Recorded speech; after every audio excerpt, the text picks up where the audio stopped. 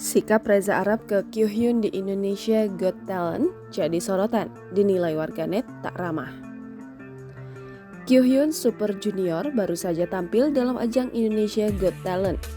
Kyuhyun Super Junior menjadi bintang tamu dalam acara Indonesia Got Talent 2022. Kehadiran Kyuhyun spesial dalam rangka Grand Final ajang pencarian bakat yang tayang di RCTI.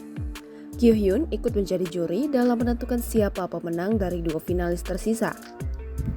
Finalis yang tampil diantaranya Passion 90 yang merupakan paskibra SMK Negeri 2 Garut dan Lions Taekwondo, Eternals Group Dance, Fritzy dan Cassidy pesulap. Dalam video yang diunggah pada kanal YouTube Indonesia Got Talent, sikap Reza Arab terhadap Kyuhyun Super Junior menjadi sorotan. Potongan videonya yang viral di media sosial menunjukkan aksi Reza Arab dinilai kurang sopan pada Kyuhyun. Video tersebut dibagikan ulang oleh seorang warganet melalui media sosial TikTok @hyuki_00. Para ILF menyoroti bagaimana Reza Arab tidak menyapa balik Kyuhyun.